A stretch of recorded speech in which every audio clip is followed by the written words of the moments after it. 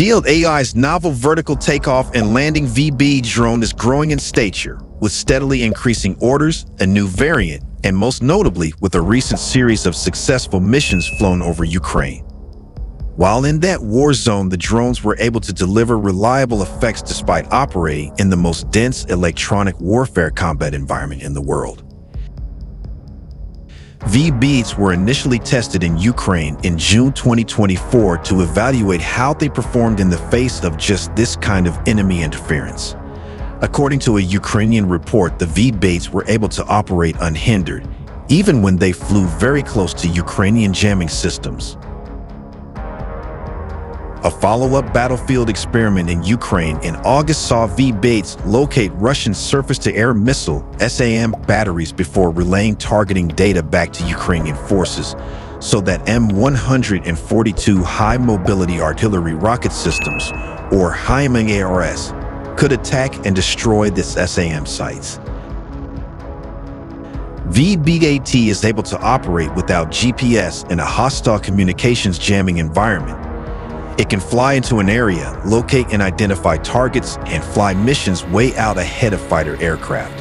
Historically, the suppression of enemy air defense (SEAD) mission has been considered to be a role for fighter aircraft, but now we've proved in Ukraine that a VBAT in the danger zone can team with the standoff weapon, such as HIMARS, to execute the mission, which is a very effective strategy.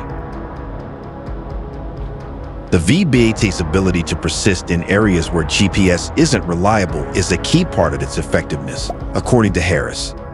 Part of being able to fly without GPS is about knowing where you are without GPS. If you're able to do that, you just need to refine that position estimate enough to generate target quality grids and tracks, and then pass that data back. VBT has a navigation system that doesn't require GPS and a communication system that's able to operate in that highly jammed environment. We've put it up against the best jammers that Russia has, and it's been able to take those head-on. We see a lot of small, one-way attack drones in Ukraine, but what makes VBT unique is that there's nothing else in the theater that is comparable in its size category.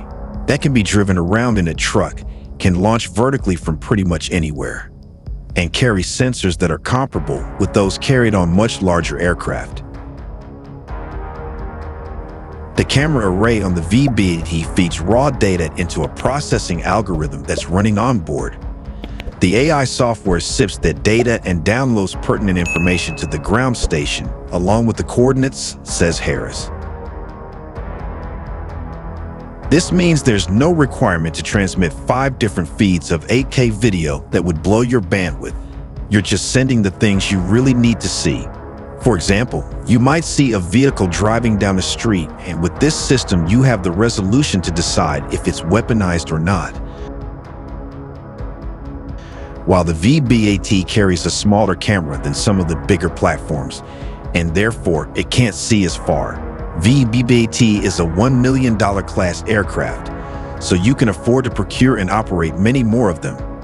Now you have a swarming team of 4 V-Baits monitoring that same area, which is a very powerful tool.